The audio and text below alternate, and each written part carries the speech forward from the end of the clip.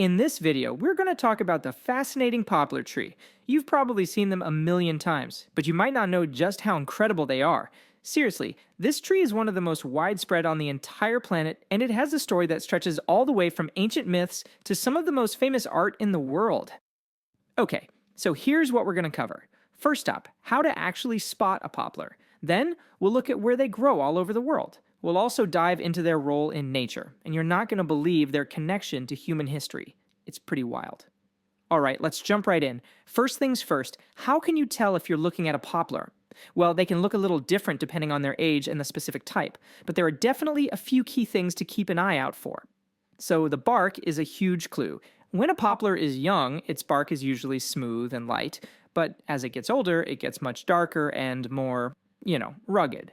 You'll also want to look for their leaf shapes, which can be kind of oval or heart-shaped, but honestly, the real showstopper is in the fall, when they turn this absolutely brilliant gold color. And then there's the thing they're most famous for, that signature quake or tremble you see in their leaves, even with just a tiny bit of wind. And let's be clear, these are not small trees. I mean, we're talking about absolute giants. A poplar can shoot up to 50 meters high. That's huge. And their trunks can get as wide as 2.5 meters across. But you know what's really mind-blowing? How incredibly fast they can grow to get that big. So what's up with that whole trembling thing? It's not just for looks, it's actually some pretty cool natural engineering.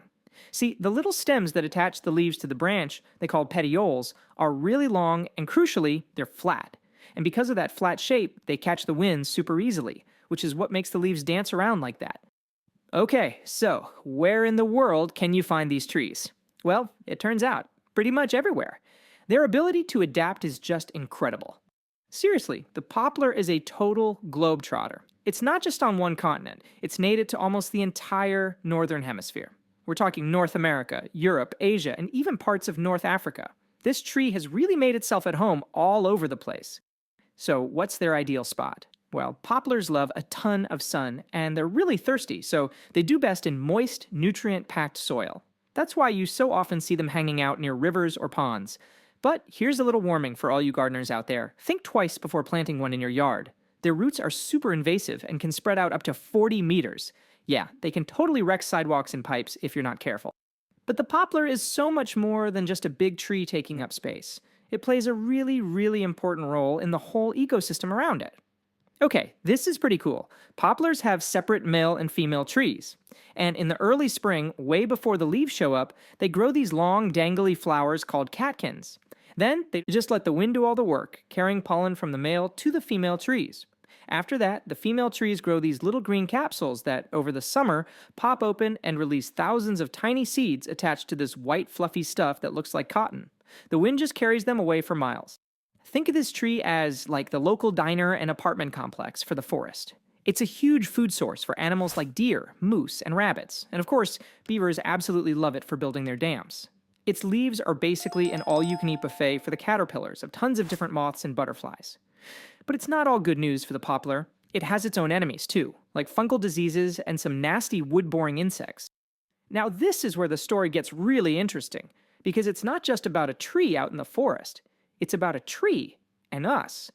I mean, for thousands of years, poplars have been woven into the fabric of human civilization, shaping everything from our ancient stories to our most priceless art. I mean, its cultural roots go way, way back. In Greek mythology, for example, the white poplar was tied to the underworld. There's this story where a nymph named Luce died, and Hades turned her into a white poplar tree. And later, when the hero Heracles came back from the underworld, he wore a crown made from its branches, which was a symbol that he had conquered death. How cool is that? Okay, prepare to have your mind blown. This right here is Pando. It looks like a huge forest of aspen trees in Utah, right? Well, get this. It's all one single organism. That's right, every single tree you see is a genetically identical clone, all connected by one gigantic ancient root system. It weighs something like 6 million kilograms, making it one of the heaviest and oldest living things on the entire planet. And people have always found amazing uses for poplar wood because it has this perfect mix of being lightweight but also really strong. Back in the day, the ancient Greeks used it to make their battle shields. Fast forward to today, and we're using it for the core of snowboards, the bodies of electric guitars, and yeah, even to make the paper for our books. Same wood, totally different uses. And here it is, maybe the most incredible connection of all. Think about the most famous painting in the world, the Mona Lisa. When Leonardo da Vinci decided to paint it, he didn't use a canvas. Nope. He chose a perfectly smooth panel of poplar wood. That's right, the world's most mysterious smile has been looking out from a piece of poplar for over 500 years. It's pretty amazing when you think about it, right?